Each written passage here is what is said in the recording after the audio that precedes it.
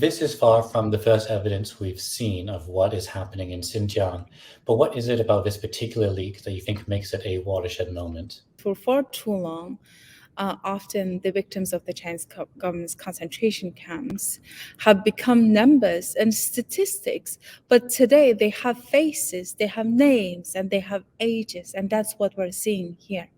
But beyond that, these are two small counties that gives us a rough figure as to how many people are detained in the camps. It does corroborate what has unfolded in the past few years, but in a way that it's like telling a story.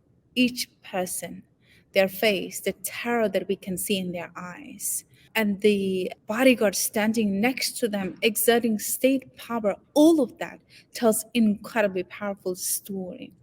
But in addition to that, what confronts us as consumers of the news is that in some of the pictures, we see the special police unit carrying military assault weapons are deployed to again exert state power over the detainees. And these are innocent people.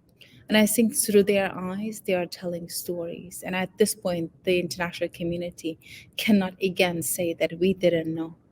One of the details that's been confirmed by this leak is that these centers, which China has long insisted are just voluntary vocational training centers, have a shoot to kill policy. So, what kind of a voluntary vocational training center would have a shoot to kill policy if students try to leave? A lot of details in these pictures, like in addition to the faces of the detainees. Like you see, in order to subdue one man, you see at least 8 to 10 or even like 11, 12 police officers, security, highly militarized police officers subduing this man with their baton and all sorts of weapons just to subdue him. I think that is a quite telling as to the coercive and torturous nature of these camps. And in addition, I think that the biggest tragedy here is that the prison guards or re-education guards here are given the blessings of the senior officials. First, shoot to kill, and then report later. Nobody is held to account, even if they're just killing somebody who's just too scared and trying to escape from the prison camps. In one of these official documents that was leaked, officials are instructed to break the roots and break the origins of their internees. And with hundreds of these files, we've seen the reasons why these people were detained.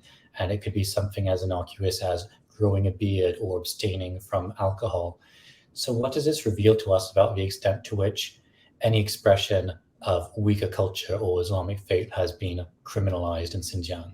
If you look at the charges and the reasons that are given for the charges, and on top of that, coupled with the ages of people, you have a 15-year-old young girl who ends up in the concentration camps. And you also have 73-year-old grandmother who has nothing to do with the Chinese government's pretext of separatism or extremism, and yet they're also held in the concentration camps.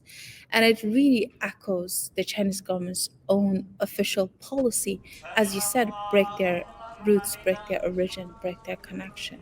And even basic practice that the Chinese government's own constitutional law allows to have a beard. I mean, in what country a state would criminalize a beard? And that just goes to show the extent to which the Chinese government would go to punish collectively an entire population and culture.